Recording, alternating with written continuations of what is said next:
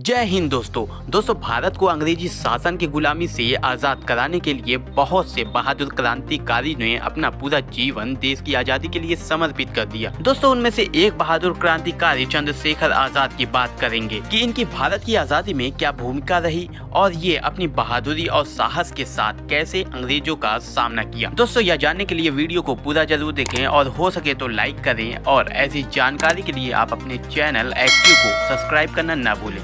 बात है 23 जुलाई सन 1906 की, जिस दिन महान क्रांतिकारी चंद्रशेखर आजाद का जन्म झाबुआ जिले में हुआ था। इनके पिता पंडित सीताराम तिवारी अकाल के समय अपने पैतृक निवास बदरका को छोड़कर पहले कुछ दिनों तक मध्य प्रदेश के अलीराजपुर रियासत में नौकरी करते रहे, फिर जाकर भाभरा गाँव में बस गए और यहीं से बालक चंद्रशेखर का जन्म बीता। चंद्रशेखर पढ़ाई में काफी अच्छे भी थे और कहा जाता है इनको तीर कमान चलाने का काफी शौक था। चंद्रशेखर आजाद ने बनारस से संस्कृत पाठशाला में अपनी शिक्षा को आरंभ किया और तभी अंग्रेजों द्वारा क्रांतिकारियों पे किए गए जुल्म की खबर मिलती रही और इनके साथ के साथी भी मन ही मन में अंग्रेजों की विरोध करते रहे और 1919 में जलियांवाला बाग कांड ने चंद्रशेखर को और ज्यादा हिला दिया था। जब 1920 में गांधी जी ने असहयोग आंदोलन शुरू किया तो इस आंदोलन में चंद्रशेखर आजाद ने भी शामिल होने का फैसला कर ही लिया था और अपने कॉलेज में ही धरना प्रदर्शन कर दिया और इसी प्रदर्शन में कईयों को अरेस्ट कर लिया जाता है। इसमें शामिल चंद्रशेखर को भी अरेस्ट कर लिया जाता है और जब चंद्रशेखर आजाद से उनके बारे में पूछा जाता है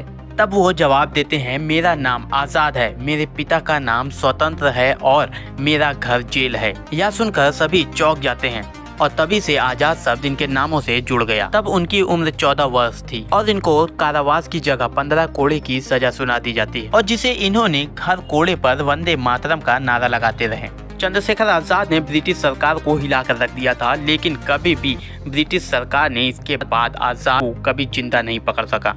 इनका कहना था, दुश्मन की गोलियों का सामना हम करेंगे, आजाद हैं, आजाद ही रहेंगे। चंद्रशेखर आजाद ने भारत की आजादी के लिए अपना पूरा जीवन बलिदान कर दिया था, लेकिन यह कभी भी दिखावा नहीं करते थे। या वह जानते थे कि अगर किसी अंग्रेज को मेरे बारे में खबर हो गई तो मेरी आजादी का मिशन यहीं खत्म हो जाएगा। इसीलिए चंद्रशेखर ने कभी फोटो नहीं खिंचवाई। ये फोटो इनके दोस्त रघु नारायण द्वारा ली गई एक फोटो निशानी के तौर पर ली गई थी। चंद्रशेखर आजाद जेल से छुटने के बाद हिंदू रिपब्लिकन एसोसिएशन ग्रुप को ज्वाइन कर लिया, जिसमें सिर्फ क्रांतिकारी ही रहते थे और इनके रग रग में भारत की आजादी का खून दौड़ रहा था।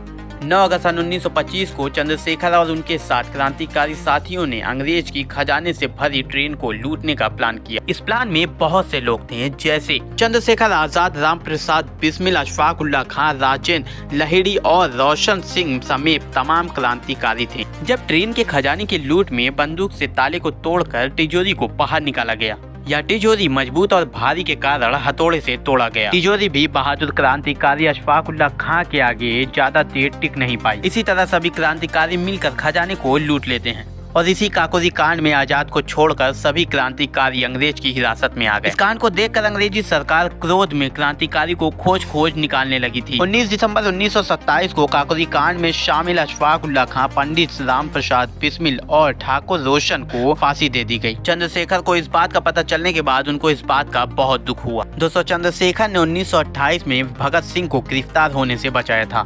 जब सौंडर की हत्या कर भगत सिंह और उनके दोस्त राजगुरु भाग रहे थे तो उनके पीछे लगे सिपाही चरण सिंह को चंद्रशेखर ने ही मारा था। जब असेंबली में बम फेंकने के कारण भगत सिंह गिरफ्तार हो गए तो यह बात सुनकर चंद्रशेखर आजाद बहुत उदास हुए और उन्होंने भी छुड़ाने के लिए बहुत प्रयास किया था, लेकिन असफल रहे। जब चंद्रशेखर आजाद अल्फ्रेड पार्क में सुखदेव से मुलाकात करते हैं तो किसी मुखबिरी के कारण पुलिस आ जाती है और दोनों तरफ से गोलियां चलने लगती हैं, जिससे एक गोली चंद्रशेखर को लग जाती है और वह जामुन के पेड़ के पीछे छुप जाते हैं। जब इनको यह अंदाजा हो जाता है कि पुलिस ने चारों तरफ से घेर लिया है तो ये अपनी आखिरी गोली से ही खुद को ही देश के लिए शहीद कर लेते हैं। तो दोस्तों ऐसे वीर बहादुर क्रांतिकारी के जज्बे पर एक लाइक तो बनती है। तो दोस्तों फिर मिलेंगे ऐसी जानकारी के साथ। जय हिंद, जय भारत।